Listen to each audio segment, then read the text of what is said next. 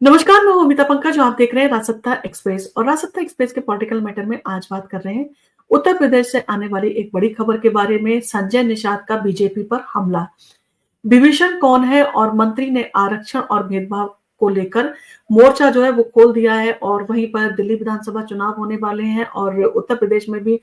सीटों पर जैसे उपचुनाव कुछ सीटों पर होना है। अब ऐसे में इस तरह की जो है वो टिप्पणी उनकी जो है काफी असर डाल सकती है और उत्तर प्रदेश की सियासत को जो है और भी गर्मा सकती है।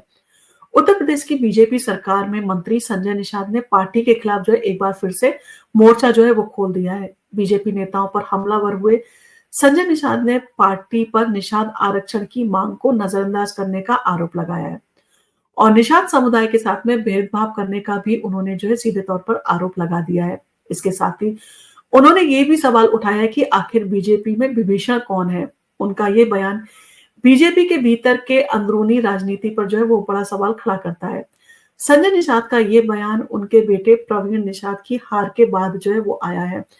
जो हाल ही में लोकसभा चुनाव 2024 में सपा के प्रत्याशी लक्ष्मीकांत और पप्पू निषाद से जो है वो हार गए थे। बीजेपी में विभीषण कौन है, इन सारी चीजों को लेकर अब चर्चा जो है काफी तेज हो रही है और उनके स्टेटमेंट को काफी जो है कहा जा सकता है विपक्ष के द्वारा वायरल भी किया जा रहा है।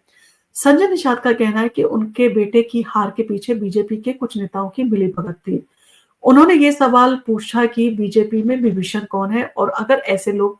पार्टी में है तो उनकी पहचान जो है क्यों नहीं की जा रही है। और निषाद का ये बयान पार्टी के भीतर घात की ओर जो है वो सीधे तौर पर इशारा करता है और इससे बीजेपी के अंदर की राजनीति पर जो है एक नया सवाल और नया मोड़ जो है वो लाकर खड़ा कर दिया है। आरक्षण की मांग और पार्टी की नाराजगी पर जो है वो निषाद ने खुलकर कहा। बीजेपी से उनकी पार्टी निषाद समुदाय के लिए आरक्षण की मांग जो है वो कर रही थी, लेकिन बीजेपी ने जो अब तक कोई भी ठोस कदम नहीं उठाया है। उन्होंने ये भी कहा कि चुनावों में सीट शेयरिंग को लेकर बीजेपी ने पहले आरक्षण पर चर्चा करने का वादा किया था, लेकिन जब बात आई तो बीजेपी ने किसी तरह से इन सारी चीजों पर जो है वो समर्पण नहीं किया और उन्होंने ये भी आरोप लगाया कि बीजेपी ने पिछले 5 सालों में जो है वो उनकी पार्टी के लिए किए गए वादों को जो है अभी तक पूरा नहीं किया है और पूरी तरह से उनके वादों को जो है नकार दिया गया है भारतीय जनता पार्टी द्वारा। निषाद ने कहा, अब हम अपने युवाओं को जो है क्या मुंह दिखाएंगे जो बीजेपी से उम्मीद लगाए बैठे हैं। और उनका कहना है कि उनका इन सारी चीजों के साथ में ये भी कहना था कि जो उम्मीदवार लगाए बैठे हैं उनको आरक्षण नहीं मिल रहा है और उनका ये बयान बीजेपी के खिलाफ जो है एक तीखा हमला जो है वो सीधे तौर पर था। बीजेपी का चुनावी हार और समुदाय का प्रभाव भी इन सारी चीजों पर पड़ने की संभावना हो सकती है। तो संजय निषाद का दावा है कि उनका समुदाय उत्तर प्रदेश में विधानसभा की 200 सीटों पर असर डालता है और उन्होंने कहा कि इन सीटों पर बीजेपी जीत तो रही है, लेकिन उसकी जीत का मार्जिन पहले जैसा नहीं रहा है, काफी कम हुआ है। और उन्होंने साफ तौर पर कहा, बीजेपी को जो है अगर अपनी नीतियों में बदलाव जो है वो नहीं किया गया, अगर उसने इन सारी चीजों पर नहीं सोचा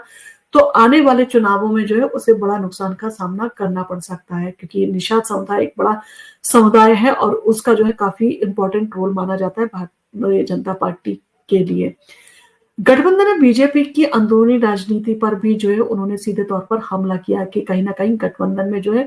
वो कुछ ना कुछ जो है वो जो है वो कहा जा सकता है विवाद चल रहे हैं। निषाद ने बीजेपी के भीतर बाहरी नेताओं को ज्यादा तवज्जो दिए जाने पर भी सवाल उठाया। उन्होंने कहा कि बीजेपी ने बाहरी नेताओं की सुनवाई जो है वो ज्यादा हो रही है, जबकि उनके जैसे स्थानीय नेता जो है उपेक्षित किए जा रहे हैं। निषाद का कहना था कि यही बाहरी लोग जो है पहले सपा और कांग्रेस को जो है खत्म करने में सफल रहे थे और अगर बीजेपी जो है अपनी नीतियों में बदलाव नहीं कर पाई तो ये वही दल है जो 2027 में जो है पार्टी को डुबो देंगे। और 2027 के चुनाव को लेकर जो है उनका ये बयान जो है काफी महत्वपूर्ण जो है वो माना जा रहा है। संजय निषाद ने सीधे तौर पर बीजेपी को चेतावनी दी है कि अगर 2027 तक निषाद समुदाय की मांगों पर विचार नहीं किया गया तो बीजेपी को सत्ता में वापस आने का मौका नहीं मिलेगा। उन्होंने साफ कहा कि अगर उनकी पार्टी की मांगे जो है पूरी नहीं की जाती हैं तो बीजेपी को चुनावों में जो है मुंह की खानी पड़ सकती है और 2027 के चुनाव में बीजेपी का खाता भी जो है वो नहीं खुल पाएगा अगर इसी तरह की जो है वो पार्टी की जो है वो कार्यशैली रही तो क्या है निषाद की मांगे, क्योंकि निषाद जो है कई बार जो है इन सारी चीजों पर जो है काफी कहा जा सकता है कि पलटवार भी कर चुके हैं और काफ़ी जो है सख्ती से वो अपनी माँगों पर जो है वो जो है अड़े रहे हैं। तो निषाद पार्टी की मुख्य माँग जो है वो निषाद आरक्षण को लेकर है। संजय निषाद और उनकी पार्टी का मानना है कि उनकी जाति को भी जो है ओबीसी आरक्षण का लाभ मिलना चाहिए और इसके लिए उन्होंने जो है कई बार आवाज उठाई है। साथ ही सीट शेयरिंग को लेकर भी निषाद पार्टी की नाराजगी साफ जो है वो दिखाई देती है। पार्टी का कहना है कि उन्हें पूरी तरह से बीजेपी का साथ देने का जो है वो जो है वो कुछ अच्छा रिजल्ट नहीं मिला है। बीजेपी का जो है वो साथ देने के बावजूद कोई ठोस जवाब जो है उन्हें नहीं मिला है इन सारी चीजों को लेकर। और आगे इन सारी चीजों पर क्या उनकी रणनीति रहेगी, क्या वो भारतीय जनता पार्टी के साथ रहेंगे या वो इन सारी चीजों को लेके कुछ अलग ही सोच रखते हैं, ये भी जो है सोचनीय काफी विषय है। संजय निषाद ने जो है वो बीजेपी को जो है एक कड़ी चेतावनी जो है सीधे तौर पर दी है। उन्होंने कहा है कि अगर 2027 के चुनाव में पहले उनकी पार्टी की मांगे जो है उनका सीधे तौर पर कहना था कि 2027 से पहले उनकी पार्टी की मांगे पूरी हो जाए, जो अब तक उन्होंने मांगे अपनी भारतीय जनता पार्टी के सामने रखी हैं। और अगर 2027 के चुनावों से पहले उनकी पार्टी की मांगे पूरी नहीं की गई तो बीजेपी को गंभीर परिणाम जो है वो भुगतने पड़ सकते हैं। उन्होंने पार्टी के अंदर विभाजन पर भी जो है सवाल उठाया है और ये उम्मीद जताई है कि बीजेपी अपनी रणनीति में जो है वो सुधार करेगी और अपनी राजनीति को भी जो है उसी स्तर का बनाएगी जिस तरह के वो वादे और दावे जो है अब तक करते रहे हैं, जिसके साथ में निषाद जो है वो उनके साथ में समर्थन में खड़े हुए थे। इस बयानबाजी के कारण जो है इन बयानी बार से जो है साफ है कि बीजेपी के भीतर एक गहरा जो है वो असंतोष जो है कहा जा सकता है बढ़ता जा रहा है और संजय निषाद इसका जो है वो विरोध पूरे तौर पर कर रहे हैं। और अब देखना होगा कि क्या बीजेपी इस असंतोष को जो है वो खत्म करने में कामयाब होती है, क्या वो इन गुत्थियों को सुलझाने में सफल रहेगी। और ये मामला जो है काफी गंभीर हो सकता है अगर निषाद जो है भारतीय जनता पार्टी से रूठ गए तो कहीं ना कहीं भारतीय जनता पार्टी को आपने देखा लोकसभा में काफी कम सीटें मिली थी और ऐसे में अगर 2027 का विधानसभा चुनाव की बात कर रहे हैं तो भारतीय जनता पार्टी को इन सारे मुद्दों को जो है सुलझाना चाहिए और इन सारी चीजों पर जो है वो अपना तालमेल भी पार्टियों के साथ में अच्छा बनाना चाहिए ताकि पार्टियां जो है उन्हें सत्ता में